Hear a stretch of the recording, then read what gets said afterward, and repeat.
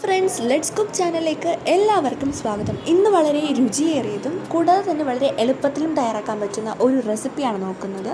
അത് ചെമ്മീൻ റോസ്റ്റാണ്. എങ്ങനെയാണ് ഉണ്ടാക്കുന്നതെന്ന് നോക്കാം. അതിനായിട്ടൊരു പാത്രത്തിലേക്ക് 4 പച്ചമുളക് കുനുകുന അരിഞ്ഞത്, കുഞ്ഞുള്ളി 10 എണ്ണം, കൂടാതെ തന്നെ ഒരു മീഡിയം സൈസിലുള്ള 3 സവാളയും കുനുകുന അരിഞ്ഞിരിക്കുകയാണ്. ഇതുകൂടെ ചേർത്തതിന് ശേഷം പൊടികൾ ചേർക്കാം.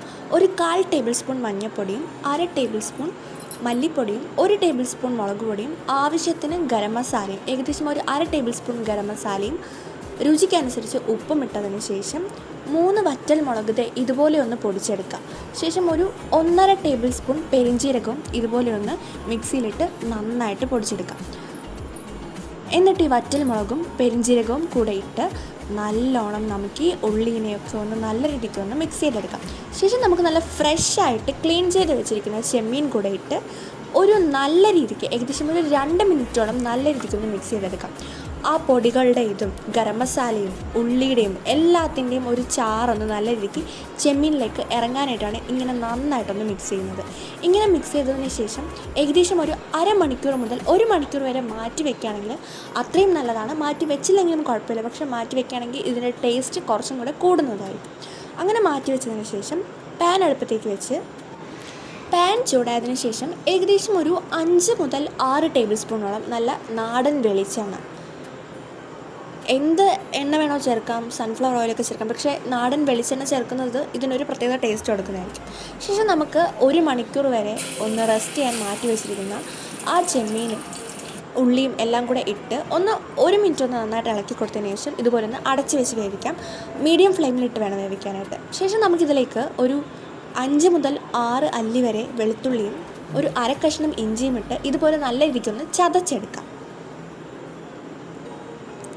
നന്നായി ചതച്ചെടുത്ത് മാറ്റി വെച്ചതിന് ശേഷം നമുക്കിത് ചെമ്മീൻ നോക്കാം. ചെമ്മീൻ അടിപൊളിയായിട്ട് തിളച്ച് വന്നിട്ടുണ്ട്. ഇതിൽ പ്രത്യേകിച്ച് വെള്ളമോ ഒന്നും തന്നെ ചേർത്തിട്ടില്ല. ആ ഉള്ളിയിൽ നിന്ന് തന്നെ ഇറങ്ങിയ വെള്ളമാണിത്. അപ്പോൾ ഇതിൽ നിന്ന് തന്നെ ഇത് വേവുന്നതാണ് ഇതിന് ഏറ്റവും രുചി നൽകുന്നത്. പ്രത്യേകിച്ച് വെള്ളം ചേർക്കാതിരിക്കുക എന്നുള്ളതാണ്. ഇനി വെള്ളം ചേർക്കണം എന്നുള്ളവർക്ക്, കുറച്ച് കറിയായിട്ട് വേണമെന്നുള്ളവർക്ക് വെള്ളം ചേർക്കാവുന്നതാണ്.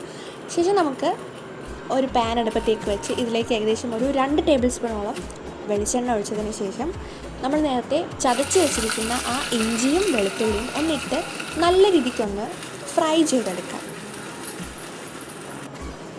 ഇതുപോലെ ഒന്നാകുമ്പോഴത്തേക്ക് നമുക്കിനി ഇതിലേക്ക് പൊടി ഇട്ട് കൊടുക്കാം. നമ്മൾ നേരത്തെ ഓൾറെഡി പൊടി ഇട്ട് കൊടുത്തിട്ടുണ്ട്. അതുകൊണ്ട് തന്നെ വളരെ കുറച്ച് മാത്രമാണ് ഇവിടെ പൊടി ഇടുന്നത്. ഒരു 1/2 ടേബിൾ സ്പൂണോളം മുളക് പൊടിയും 1/4 ടേബിൾ സ്പൂണോളം മല്ലിപ്പൊടി ഇട്ടത് ഇതുപോലെ ഒന്ന് മൂപ്പിച്ചെടുക്കുക എന്നുള്ളതാണ്. നല്ലോണം ഒന്ന് മിക്സ് ചെയ്തെടുത്തതിന് ശേഷം നമുക്ക് ഫ്ലെയിം ഓഫ് ചെയ്യാം. ഫ്ലെയിം ഓഫ് ചെയ്തതിന് ശേഷം നമുക്ക് ആ മിക്സ് നമ്മൾ ഈ തിളച്ചിരിക്കുന്ന ചെമ്മീൻ അതിലേക്ക് ഇട്ട് കൊടുക്കാം. ഇത് ഇട്ട് കൊടുത്ത് നല്ല രീതിക്ക് ഇതുപോലെ ഒന്ന് മിക്സ് ചെയ്തെടുക്കാം. ആ ജിഞ്ചർ ഗാർലിക്കും ആ പൊടിയും ഈ ചെമ്മീൻ്റെ മിക്സിലേക്ക് നല്ലോണം ഇറങ്ങിയതിന് ശേഷം നമുക്കിനി എല്ലാ പച്ചിലകളും ഇട്ടെടുക്കാം. ഇതിലിപ്പോൾ ചേർത്തിരിക്കുന്നത് പുതിനയില, രമ്പയില, മല്ലിയില, കറിവേപ്പില, ഇങ്ങനെ എല്ലാം കുനുകുന അരിഞ്ഞ് ചേർത്ത്, ഈ ചേർത്തിരിക്കുന്ന എല്ലാ ഇലകളും ഓപ്ഷണലാണ്. പക്ഷെ നിങ്ങൾക്കിതിൽ മെയിനായിട്ട് കറിവേപ്പിലയും മല്ലിയില ഇടാൻ പറ്റുകയാണെങ്കിൽ അത്രയും നല്ലതാണ്.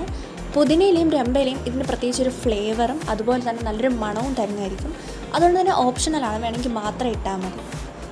ശേഷം ഇത് നല്ലോണം മിക്സ് ചെയ്ത് ഒരു 2 മിനിറ്റ് കൂടെ ഒന്ന് വേവിച്ചതിന് ശേഷം നമുക്ക് പതിയെ ഫ്ലെയിം ഓഫ് ചെയ്യാം. എന്നിട്ട് ഇത് ചൂടോടുകൂടി തന്നെ സെർവ് ചെയ്യാം. ഇതിൽ പ്രത്യേകിച്ച് എടുത്തു പറയേണ്ടത് ഏത് ഫുഡിൻ്റെ കൂടെ വേണമെങ്കിലും കഴിക്കാവുന്നതാണ്. നല്ല ചോറിൻ്റെ കൂടെ കഴിക്കാം, ചപ്പാത്തിയുടെ കൂടെ, അപ്പത്തിൻ്റെ കൂടെ, എന്തിൻ്റെ കൂടെ കഴിച്ചാലും അടിപൊളി ടേസ്റ്റാണ്. എല്ലാവരും ട്രൈ ചെയ്ത് നോക്കണം. ഭയങ്കര ഈസിയാണ്. പ്രത്യേകിച്ച് ഇതിനെ വഴറ്റേണ്ടൊന്നും ആവശ്യമില്ല. അടച്ച് വെച്ച് വേവിക്കുക എന്നുള്ളത് മാത്രമാണ്. അപ്പോൾ എല്ലാവരും ട്രൈ ചെയ്ത് നോക്കുക. ട്രൈ ചെയ്തിട്ട് കമൻറ്റ് അറിയിക്കുക. Thanks for watching.